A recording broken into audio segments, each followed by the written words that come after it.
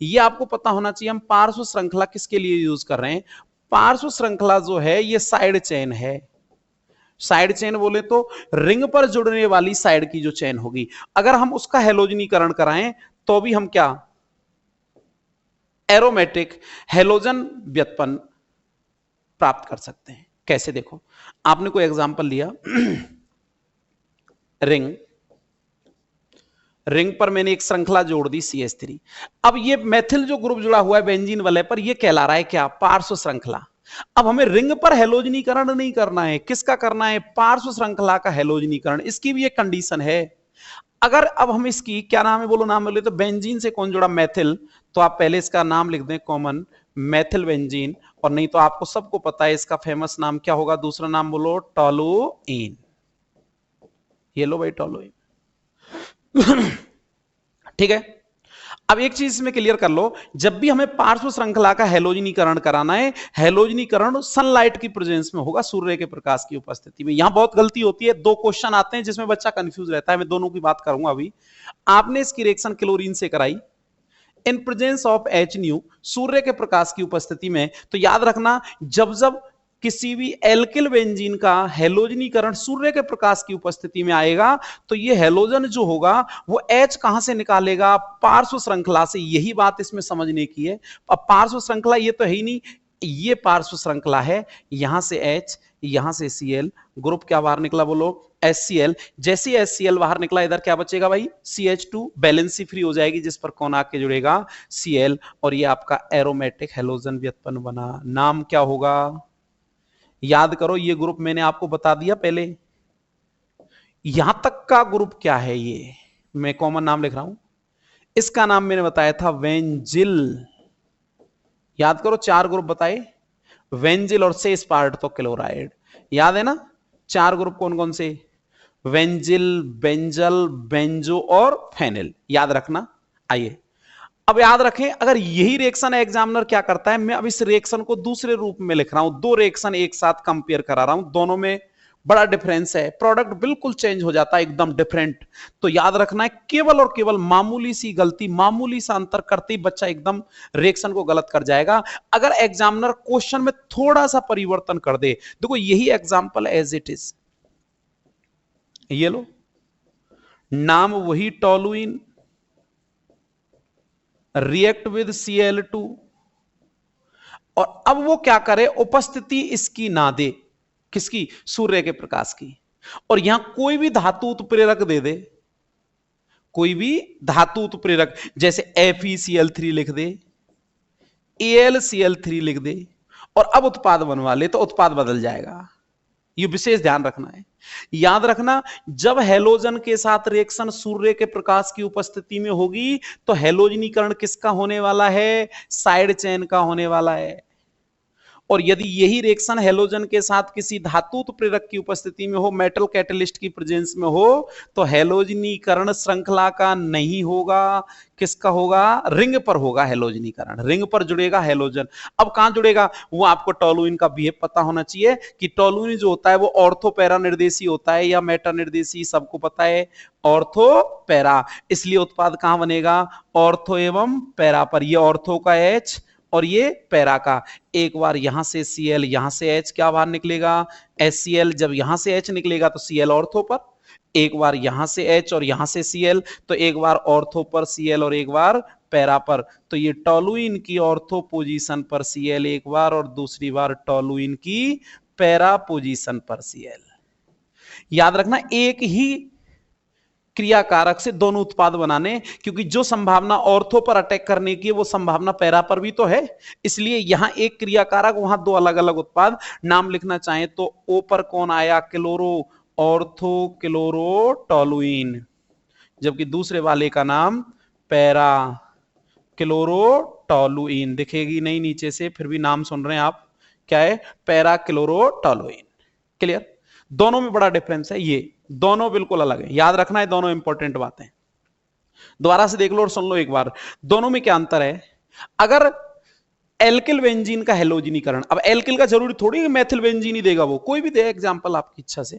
जब भी alkyl benzene का हेलोजिनीकरण सूर्य के प्रकाश की प्रेजेंस में होगा तो हेलोजिनीकरण का होगा पार्श्व श्रृंखला पर। और जब यह एल्किल बेंजीन का हेलोजिनीकरण किसी धातु उत्प्रेरक की उपस्थिति में हेलोजन के साथ रिएक्शन होगी तो हेलोजिनीकरण, हेलोजन जो जुड़ेगा वो रिंग पर जुड़ेगा। और कहां जुड़ेगा?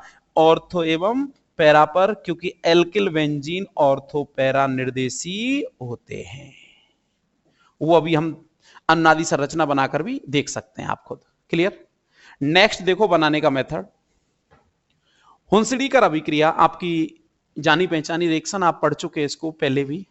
हुंसडीकर अभिक्रिया से अगर हमें एरोमेटिक हेलोजन व्युत्पन्न बनाने तो याद करो हुंसडीकर अभिक्रिया क्या थी? कार्बोक्सिलिक अम्ल का सिल्वर लवण CCl4 की प्रेजेंस में Br2 से क्रिया करता था तो क्या बनते थे? ब्रोमाइड। अब यहां एरोमेटिक बनाने इसलिए एरोमेटिक अम्ल काम में लेंगे। देखना, आपने कोई एरोमेटिक बनाना है तो एरोमेटिक कार्बोक्सिलिक अम्ल लिया, ये लो, ये एरोमेटिक कार्बोक्सिलिक अम्ल H हटाकर क्या लगा दिया? Ag। सिल्वर की जगह सिल्वर। अम्ल का नाम क्या था? बेंजोइक अम्ल। H हट गया इसलिए बेंजोएट, बेंजोएट। रिएक्ट विद बोलो Br2 in presence of CCl4 that is equal to. Reaction का तरीका पता है? यहां से क्या निकलता था याद रहे? यहां से क्या निकलेगा? Ag, यहां से Br। कौन सा ग्रुप बाहर जाएगा बोलो? Ag Br। यहां से कौन सी गैस निकालते थे? CO2। देख लो दोबारा, Ag के साथ कौन बाहर गया? Br। यहां से क्या निकली? CO2। बैलेंसी फ्री हो गई, कौन आके जुड़ गया? Br। और उत्पाद क्या बना? Hello benzene. अब हेलो लेकिन फिक्स होता है, हुंसडीकर में हमेशा ब्रोमाइड बनते हैं इसलिए ब्रोमो बेंजीन। अगर रिएक्शन एक्सप्लेन करनी होगी तो कैसे एक्सप्लेन करेंगे? जब एरोमेटिक कार्बोक्सिलिक अम्ल के सिल्वर लवण की क्रिया CCl4 की प्रेजेंस में किससे कराते हैं? Br2 से कराते हैं तो किसका निर्माण होता है? ब्रोमोबेंजीन का निर्माण होता है। और इस अभिक्रिया को हम हुंसडीकर अभिक्रिया के नाम से जानते हैं।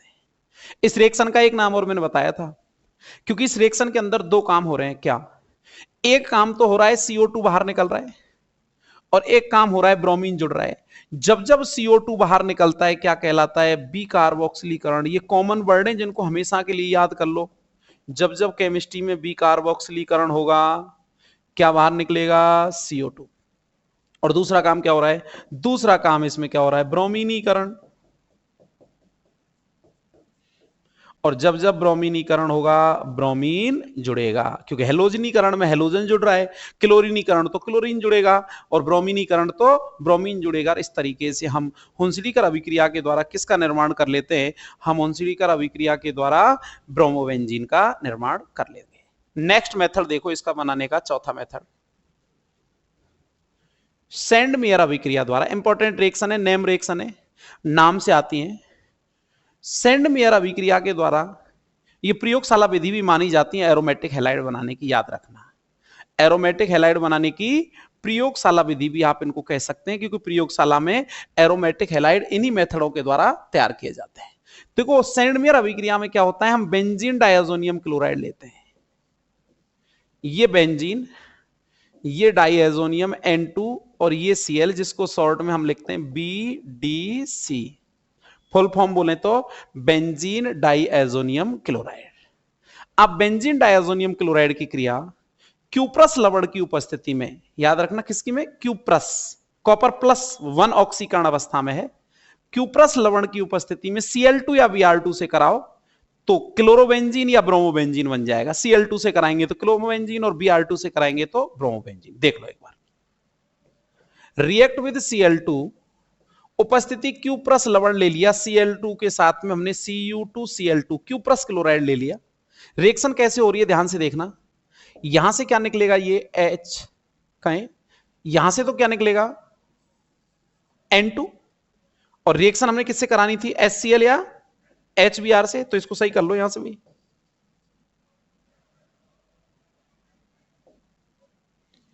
ये लो,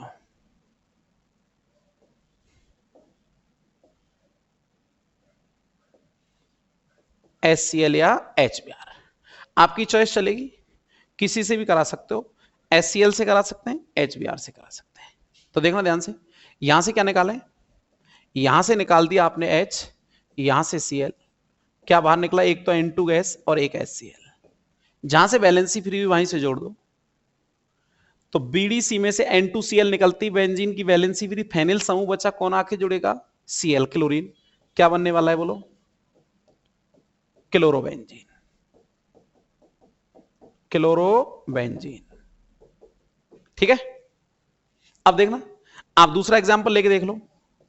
अगर आप ब्रोमोबेंजीन बनाना चाहते हैं तो ये benzene diazonium chloride BDC react किससे करा दें? HCl की जगह HBr से करा दो। उपस्थिति वही Q+ लवण की रहेगी। अब Q+ का ब्रोमाइड ले लो, ये लो Cu2Br2। बात तो एक ही है। रिएक्शन में कोई परिवर्तन होगा क्या? बिल्कुल नहीं। यहां से क्या निकालते थे? Cl, यहां से क्या निकलेगा? H। कौन सा ग्रुप बाहर निकलेगा? HCl। ठीक है, HCl। एक Br एक्स्ट्रा जुड़ा हुआ है, इसको हटा लेना भाई। ठीक है, ये तो ग्रुप बाहर गया, बोलो। अच्छा, HCl बाहर गया, यहां से कौन बाहर जाएगा? N2। ये N2 बाहर गया। अब जहां से वैलेंसी फ्री वहां जोड़ दो, बोलो रिंग पर वैलेंसी फ्री कौन आके जुड़ा? Br। और अब क्लोरोबेंजीन की जगह आप क्या बना सकते हैं? ब्रोमोबेंजीन। बहुत बार आया है बोर्ड के अंदर, ये क्वेश्चन याद रखना। सेंड मेरा अभिक्रिया डायरेक्ट नेम रिएक्शन के रूप में आता है ब्रोमोबेंजीन। क्या है ब्रोमोबेंजीन? सुने आप, सेंड मेरा अभिक्रिया के द्वारा ब्रोमोबेंजीन कैसे तैयार कर रहे हैं? जब आप बेंजीन डायजोनियम क्लोराइड की क्रिया Q+ लवण की उपस्थिति में, एक्सप्लेन ऐसी करेंगे ना, जब बेंजीन डायजोनियम क्लोराइड की क्रिया Q+ लवण की उपस्थिति में किससे कराएंगे? HCl या HBr से कराते हैं, तो क्लोरोबेंजीन या ब्रोमोबेंजीन का निर्माण होता है। इस अभिक्रिया को किसके नाम से जानते हैं? सेंड मेयर अभिक्रिया। और सेंड मेयर अभिक्रिया के द्वारा क्लोरोबेंजीन या ब्रोमोबेंजीन प्रयोगशाला में तैयार किए जाते हैं। तो ये क्लोरोबेंजीन या ब्रोमोबेंजीन बनाने का प्रयोगशाला मेथड भी कहलाता है, या प्रयोगशाला विधि भी कहलाता है। नेक्स्ट जो रिएक्शन है गाटरमान अभिक्रिया, दोनों रिएक्शन मिलती जुलती हैं, याद रखना, केवल दोनों में प्रेजेंस का अंतर है। सेंडमेयर अभिक्रिया में हम उपस्थिति काम में लेते हैं Q+ लवण की, और वही रिएक्शन यदि कॉपर चूर्ण की उपस्थिति में होने लगे, केवल किसका अंतर है? उपस्थिति का। अगर हम सेंडमेयर अभिक्रिया में Q+ लवण के स्थान पर किसका प्रयोग करने लग जाएं? कॉपर पाउडर, कॉपर चूर्ण का, तो वो रिएक्शन सेंडमेयर ना कहला के क्या कहलाएगी? गाटरमान अभिक्रिया कहलाएगी। देखो रिएक्शन कैसे अभी आपने किया, जस्ट उसी पैटर्न पर। ये बेंजीन डायजोनियम क्लोराइड रिंग पर N2Cl रिएक्ट करना है किसके साथ? HCl या HBr के साथ, इन प्रेजेंस ऑफ कॉपर चूर्ण। ठीक है, देखना, यहां से H, यहां से Cl, क्या बाहर निकलेगा? HCl। और यहां से कौन सी गैस? N2। जहां से वैलेंसी फ्री वहीं से जोड़ दो, बोलो वैलेंसी पर कौन आके जुड़ेगा? Cl। जैसी वैलेंसी पर Cl जुड़ेगा, ये क्या बन जाएगा? क्लोरोबेंजीन। ये लो, आपको ब्रोमोबेंजीन बनाना है, आप रिएक्शन Br2 से करा दो, कंडीशन चेंज नहीं होंगी। ये देखो, ये benzene diazonium chloride BDC react with Br2 in presence of copper powder या कॉपर चूर्ण। क्या निकलेगा बोलो? यहां से Br, यहां से Cl, सॉरी ये बार बार Br2 कैसे आ रहा है? क्या लेना था आपको, याद है ना? HCl की जगह HBr। ये लो HBr। ठीक है, क्या निकला बोलो? यहां से H, दोबारा से लिख देता हूं ब्लैक में, HBr। ठीक है, ये Cl इस H के साथ किस फॉर्म में बाहर जाएगा? HCl। और यहां से क्या निकलने वाला है? N2। ठीक है, अब वैलेंसी पर कौन आके जुड़ेगा? Br group. और उत्पाद क्या बनेगा? क्लोरो की जगह ब्रोमोबेंजीन, ये Br। अब इसका नाम हो जाएगा ब्रोमोबेंजीन। तो कैसे एक्सप्लेन कर रहे हैं बोलो? गाटरमान अभिक्रिया क्या है? जब बेंजीन डायजोनियम क्लोराइड की क्रिया कॉपर चूर्ण की उपस्थिति में Cl, HCl या HBr से, कॉपर चूर्ण की उपस्थिति में HCl या HBr से कराते हैं, तो क्या बनेगा? या तो क्लोरोबेंजीन बनेगा या ब्रोमोबेंजीन बनेगा। ये डिपेंड करेगा कि आपने HCl लिया है या HBr लिया है। जबकि देखो सेंडमेयर में क्या हो रहा था, सेम रिएक्शन थी, केवल ये अंतर था, उधर हमने क्या यूज किया है? यहां कॉपर चूर्ण, इधर क्या यूज कर रहे हैं? Q+ लवण। इसको कैसे एक्सप्लेन कर रहे हैं? जब बेंजीन डायजोनियम क्लोराइड की क्रिया क्यूप्रस लवण की उपस्थिति में HCl या HBr से कराते हैं तो क्लोरोबेंजीन एवं ब्रोमोबेंजीन का निर्माण होता है। तब इस अभिक्रिया को क्या कहते हैं? सैंडमियर। और जब यही रिएक्शन कॉपर चूर्ण की उपस्थिति में होने लगे, केवल यही अंतर है ना, यही रिएक्शन अगर बेंजीन डायजोनियम क्लोराइड की क्रिया कॉपर चूर्ण की उपस्थिति में HCl या HBr से कराते हैं तो क्लोरोबेंजीन या ब्रोमोबेंजीन का निर्माण होता है। तब इस अभिक्रिया को गाटरमान अभिक्रिया के नाम से जानते हैं। तो याद रखना, एक रिएक्शन है, केवल प्रेजेंस का अंतर है, तो एक रिएक्शन हम याद रहेंगे, दूसरी अपने आप याद रह जाएगी, केवल उपस्थिति बदलनी है। अगर वो सैंडमियर पूछे तो क्यूप्रस लवण की उपस्थिति में, और अगर वो गाटरमान पूछे तो कॉपर चूर्ण या कॉपर पाउडर की उपस्थिति में हम क्या बनाते हैं? क्लोरोबेंजीन या ब्रोमोबेंजीन। और ये दोनों ही अभिक्रियाएं क्लोरो या ब्रोमोबेंजीन बनाने की प्रयोगशाला विधि के नाम से भी जानी जाती हैं, जो याद रखना आप। नेक्स्ट जो मेथड है वो बीडीसी की केआई से क्रिया के द्वारा। सबसे पहले तो बीडीसी कंफ्यूज मत हो जाना, शॉर्ट में लिख दिया है, बी बेंजीन डाइएजोनियम और नेक्स्ट है क्लोराइड। सेम पैटर्न पर होगी। आप बेंजीन डाइएजोनियम क्लोराइड जो है इसकी क्रिया केआई के साथ कराते हैं। अब पता लग रहा है केआई से रिएक्शन होगी। किससे रिएक्शन होगी भाई? केआई से। तो कौन सा हैलोजन है इसमें? आई, इसलिए इस अभिक्रिया के द्वारा क्या बनेंगे? आयोडाइड। अगर आपको आयोडोबेंजीन बनानी है तो आप इस रिएक्शन के द्वारा भी आयोडोबेंजीन तैयार कर सकते हैं। कैसे? देखो, आपने ये बीडीसी लिया, बीडीसी बोले तो N2Cl benzene diazonium chloride. Benzene diazonium chloride की अभिक्रियाओं का पैटर्न चेंज नहीं होता, याद रखना, इसी पैटर्न पर रिएक्शन होती है जब तक प्रतिस्थापन होगा, N2 बाहर निकलेगा सब में, योगात्मक अभिक्रियाओं को छोड़कर।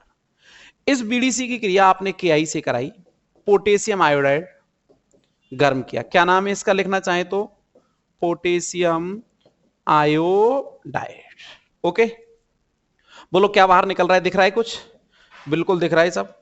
यहां से आई, सॉरी यहां से के और यहां से आई, कौन सा ग्रुप बाहर निकला? KCl तो बाहर निकल गया, आई नहीं निकलेगा। याद रखना कौन निकल रहा है बाहर? ये लो, कौन बाहर निकल रहा है?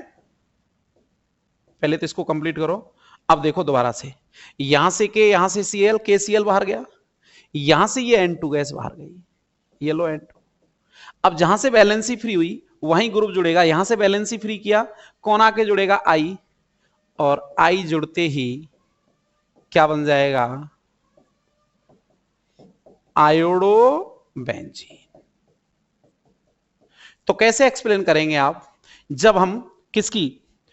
बेंजीन डाइएजोनियम क्लोराइड को केआई के साथ गर्म करते हैं तो किसका निर्माण होता है? बोलो, आयोडोबेंजीन का निर्माण होगा। ये एरोमेटिक हैलाइड बनाने का छठा मेथड था।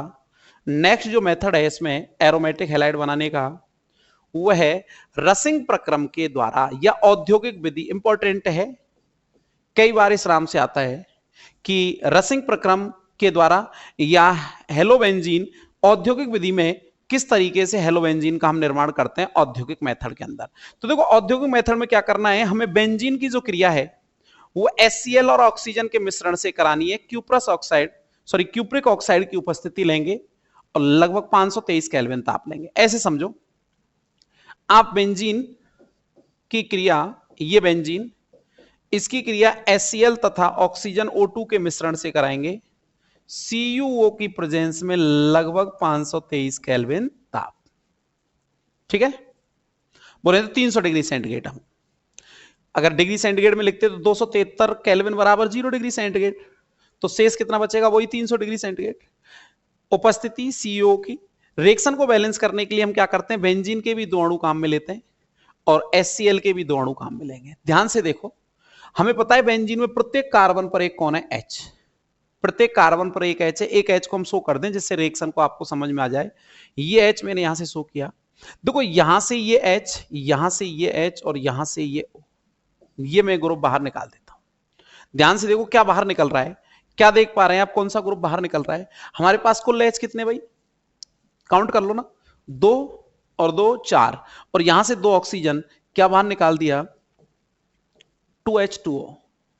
और जैसे ही 2H2O बाहर निकलेगा, इस वैलेंसी पर कितने ग्रुप है हमारे पास ऐसे, बेंजीन के कितने अणु हैं, 2। तो बेंजीन की दोनों H निकलते 2 फेनिल समूह बचेंगे जिस पर 2 कोण आके जुड़ेंगे Cl, और हमारे पास 2 मोल क्लोरोबेंजीन के बन जाएंगे, और ये बना क्लोरोबेंजीन। क्लियर? तो याद रह जाएगा।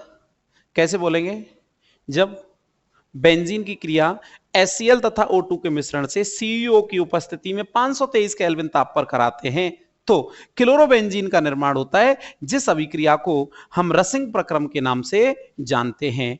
और रसिंग प्रक्रम जो है वो क्लोरोबेंजीन बनाने का कौन सा मेथड है भाई, औद्योगिक मेथड या औद्योगिक विधि के नाम से भी जाना जाता है। क्लियर है ना? ये हमारे पास टोटल मेथड थे किसके, एरोमेटिक हैलाइड बनाने की। कुल कितनी विधियां थी हमारी, कुल हमारे पास 7 विधि हम पढ़ चुके, तो ये हमारी टोटल 7 मेथड हुए। इसके बाद जो हम पढ़ने वाले हैं वो एरोमेटिक हैलाइड के भौतिक गुणों की हम बात करेंगे। भौतिक गुणों में बेसिक बात इसकी कॉमन, सबसे पहले तो हमें ये पता होना चाहिए कि जो एरोमेटिक हैलाइड हैं इनके जो क्वथनांक होते हैं वो लगभग क्या होते हैं, समान होते हैं। यानी बॉइलिंग पॉइंट जो होगा इनका क्वथनांक लगभग समान, लेकिन फिर भी समावयवी अगर आगे समावयवी हैलाइड आ जाए, समावयवी यानी जिनके अणुसूत्र समान हो, तो वहां हम क्वथनांक का क्रम ऐसे कह सकते हैं, हेलोजन के आधार पर क्रम देखेंगे। जिसमें आयोडीन होगा उसका क्वथनांक ज्यादा, उससे कम ब्रोमाइड, उससे कम क्लोराइड और सबसे कम फ्लोराइड। तो हम ऐसे कह सकते हैं उस स्थिति में क्वथनांक का जो क्रम होगा वो ये रहेगा, iodide greater than bromide greater than chloride और ग्रेटर देन फ्लोराइड। ये लो, ठीक है, क्लियर? अच्छा, तो याद रखेंगे एरोमेटिक जो हैलाइड हैं, एरोमेटिक हैलाइडों के क्वथनांक लगभग समान होते हैं, जबकि समावयवी हैलाइडों में जो क्वथनांक का क्रम होगा वो iodide greater than bromide greater than chloride greater than fluoride होगा। अच्छा, इसके अलावा गलनांक की अगर हम चर्चा करें तो इसके पैरा समावयवी का जो गलनांक है वो हमेशा ज्यादा होता है ऑर्थो एंड मेटा से, गलनांक में इनके में अंतर होता है। तो याद रखेंगे पैरा समावयवियों के जो गलनांक हैं वो ऑर्थो एवं मेटा समावयवियों की तुलना में उच्च होते हैं। क्यों? उसका अगर कोई रीजन पूछा जाए तो आप बता देंगे, जो पैरा समावयवी होता है ना वो क्रिस्टल जालक में अधिक ढंग से समायोजित हो जाता है, यानी अधिक ढंग से व्यवस्थित हो जाएगा, ऐसे बोल सकते हैं, फिट हो जाता है, क्लोज पैकिंग जिसको हम बोलते हैं। क्यों? क्योंकि पैरा समावयवी सममिति के कारण क्रिस्टल जालक के अंदर अधिक ढंग से समायोजित यानी क्लोज पैक हो जाएगा, जिसे ब्रेक करने के लिए, जिसे तोड़ने के लिए आपको एक्स्ट्रा एनर्जी की जरूरत पड़ेगी। इसीलिए इनके जो क्वथनांक गलनांक जो होते हैं वो ऑर्थो एवं मेटा समावयवी की तुलना में उच्च होते हैं। तो याद रखना क्वथनांक तो लगभग समान होते हैं, जबकि एरोमेटिक हैलाइडों के गलनांकों में अंतर पाया जाता है। और गलनांक का जो क्वेश्चन है वो एक ही ये क्वेश्चन बनता है कि इनके गलनांकों में पैरा समावयवी का गलनांक ऑर्थो एवं मेटा समावयवी की तुलना में उच्च होता है। उसका सीधा सीधा एक वर्ड में आंसर दें तो पैरा समावयवी सम्मित स्थिति पर होने के कारण, सम्मित होने के कारण, इसकी सम्मिति के कारण ये क्रिस्टल जालक में अधिक ढंग से क्या हो जाएगा, समायोजित, फिट हो जाएगा, निबिड़ संकुलित जिसको हम कहते हैं। सॉलिड स्टेट के अंदर हम पढ़ते हैं क्लोज पैकिंग। और किसी भी चीज को अधिक फिट जब हम कर देंगे तो उसे तोड़ने के लिए, ब्रेक करने के लिए आपको एक्स्ट्रा एनर्जी, एक्स्ट्रा टेम्परेचर देना पड़ेगा। इसीलिए इसके गलनांक, मेल्टिंग पॉइंट क्या होंगे, अधिक होंगे। नेक्स्ट अगर हम बात करें विलेयता की तो वही कॉमन कंसेप्ट, विलेयता में हम ये कह सकते हैं ये जल में अविलय होते हैं, और जल में अविलय होंगे लेकिन किस में, कार्बनिक विलायक में विलय होते हैं। तो फिजिकल प्रॉपर्टी में ज्यादा कुछ खास है नहीं इनमें, एरोमेटिक हैलाइड में, याद रखना। तो हम तीन बातें हमने की। एरोमेटिक हैलाइडों के क्वथनांक लगभग समान होते हैं। अगर हम अलग अलग एग्जाम्पलों की बात करें तो जिसमें आयोडाइड होगा, आयोडीन होगा, उसका क्वथनांक ब्रोमाइड से ज्यादा, ब्रोमाइड वाले का क्लोराइड से ज्यादा, और फ्लोराइड का क्लोराइड से कम हो जाएगा। यानी हम ऐसे कह सकते हैं जैसे जैसे हैलोजन का आकार बढ़ेगा इनके क्वथनांक बढ़ेंगे, क्योंकि आकार बढ़ने पर वो वान वाल फोर्स बढ़ रहा है, और वान वाल पर बढ़ रहा है तो उसे तोड़ने के लिए आपको एक्स्ट्रा एनर्जी देनी पड़ रही है। देन मेल्टिंग पॉइंट की अगर हम बात करें तो मेल्टिंग पॉइंटों को लेकर एक ही प्रश्न यहां बनता है कि पैरा समावयवी जो होते हैं एरोमेटिक हैलाइडों में, पैरा समावयवी का मतलब समझ आ रहा है ना, 1-4 स्थिति ऊपर नीचे, या कहीं भी 1-4 हो सकती है, रटना नहीं है कि ऊपर नीचे होगी। आपकी 1-4 पोजीशन देखो ऐसे, ये भी 1-4 है, और अगर ये यहां नहीं होती तो ये ऐसे भी 1-4 बन सकती थी, और ये ऐसे भी 1-4 बन सकती है, एक दूसरे की सममित स्थिति जिसको हम बोल रहे हैं। तो पैरा समावयवी का जो गलनांक होगा वो ऑर्थो और पैरा से उच्च होगा, क्योंकि ऐसा पैरा समावयवी की सममिति के कारण होता है, जिसकी वजह से वो क्रिस्टल जालक में अधिक ढंग से व्यवस्थित या अधिक ढंग से समायोजित हो जाता है, जिसे तोड़ने के लिए आपको एक्स्ट्रा एनर्जी देनी पड़ रही है, एक्स्ट्रा टेम्परेचर देना पड़ रहा है, इसीलिए इनके मेल्टिंग पॉइंट क्या हो जाते हैं, उच्च हो जाते हैं। देन विलेता एरोमेटिक हैलाइड जल में अविलय होते हैं, जबकि कार्बनिक विलायकों के अंदर आसानी से क्या हो जाते हैं, विलय हो जाते हैं। नेक्स्ट जो इसमें हम पढ़ने वाले हैं वो है रासायनिक गुण। रासायनिक गुणों में अगर हम चर्चा करें तो इलेक्ट्रॉन स्नेही प्रतिस्थापन अभिक्रियाएं सबसे पहले हम ए पॉइंट में पढ़ेंगे, जिसमें सबसे पहले फर्स्ट ऑफ ऑल हैलोजनीकरण, यानी एरोमेटिक हैलाइडों में मुख्य रासायनिक अभिक्रिया हम ए इलेक्ट्रॉन स्नेही प्रतिस्थापन, और जिसमें पहला एग्जांपल हम पढ़ने वाले हैं हैलोजनीकरण। नाम से पता लग रहा है कि हैलोजनीकरण यानी रिएक्शन किससे होगी, हैलोजन से। आप किसी भी हेलो बेंजीन की क्रिया, मैंने हेलो बेंजीन क्लोरोबेंजीन लिया, लो क्लोरोबेंजीन, आप क्लोरोबेंजीन की क्रिया किसी भी हैलोजन से कराओ, ठीक, जैसे मैं इसकी क्रिया Cl2 से करा दूं, किसकी उपस्थिति में, AlCl3 या FeCl3 की उपस्थिति में। तो सबसे पहले तो आप ये देखो कि क्लोरोबेंजीन में होने वाली इलेक्ट्रॉन स्नेही प्रतिस्थापन अभिक्रिया कहां होंगी, जिनको हम क्या बोल रहे हैं, ESR, इलेक्ट्रोफिलिक सब्स्टिट्यूशन रिएक्शन। तो ESR रिएक्शन कहां होती थी, ऑर्थो एवं पैरा पर। आज की क्लास में स्टार्टिंग में डिस्कस करके आए थे, जब हमने क्लोरोबेंजीन की अनुनादी संरचना बनाई, तो आपने क्लोरोबेंजीन की अनुनादी संरचना में क्या देखा कि अनुनाद के कारण क्लोरोबेंजीन में बेंजीन की वलय की ऑर्थो एवं पैरा स्थिति पर ऋणावेश आ गया। ऋणावेश आ गया तो आने वाला इलेक्ट्रॉन स्नेही जो अभिकर्मक होगा, जिस पर कौन सा चार्ज था, पॉजिटिव, कहां अटैक करेगा, जहां से नेगेटिव चार्ज मिलेगा, और नेगेटिव चार्ज कहां आएगा, ऑर्थो एवं पैरा स्थिति पर। क्वेश्चन आपको ऐसे थ्योरेटिकल भी पूछा जाता है। जब जब यह क्वेश्चन आए कि क्लोरोबेंजीन में होने वाली इलेक्ट्रॉन स्नेही प्रतिस्थापन अभिक्रिया ऑर्थो एवं पैरा स्थिति पर संपन्न होती है, क्यों, तो सबसे पहले आपको क्या करना है, क्लोरोबेंजीन की अनुनादी संरचना बनानी है। क्लोरोबेंजीन की अनुनादी संरचनाओं को बनाने के बाद ये बताना है, उन संरचनाओं को देखने से ये स्पष्ट होता है कि क्लोरोबेंजीन की ऑर्थो एवं पैरा स्थिति पर ऋणावेश उत्पन्न हो जाता है। उस ऋणावेश पर कौन जाके अटैक करेगा, इलेक्ट्रॉन स्नेही, कहां, या तो ऑर्थो पर या पैरा पर। कभी भी अटैक कहां नहीं हो सकता, मेटा पर होगा क्या, नहीं, क्यों, ना तो मेटा पर इलेक्ट्रॉन डेंसिटी होगी, इलेक्ट्रॉन घनत्व होगा, ना तो मेटा पर ऋणावेश होगा, और ना इलेक्ट्रॉन स्नेही उस जगह पर अटैक कर सकता। इसलिए अटैक कहां होगा, ऑर्थो एवं पैरा पर, और ऑर्थो और पैरा पर अटैक करेगा तो उत्पाद भी दो बनेंगे, एक ऑर्थो और एक पैरा। सेम स्थिति क्लोरोबेंजीन, मैंने इसकी ऑर्थो का ये H शो किया, पैरा का ये H शो किया, यहां से ये Cl, यहां से H, HCl बार, एक बार ऑर्थो से तो एक बार पैरा से। तो एक बार हेलोजन कहां जुड़ेगा, ऑर्थो पर, और एक बार कहां जुड़ेगा, पैरा पर। तो कितने उत्पाद बनाने पड़ेंगे आपको, दो। क्लोरोबेंजीन की ऑर्थो पोजीशन पर क्लोरो, प्लस क्लोरोबेंजीन की पैरा पोजीशन पर क्लोरो। तो ऊपर वाले का नाम ऑर्थो, दो के लिए डाई, ग्रुप के लिए क्लोरो, शेष भाग बेंजीन। तो क्या उत्पाद बना, ऑर्थो डाई क्लोरोबेंजीन। और नीचे वाले का नाम बोलो, पैरा डाई क्लोरोबेंजीन।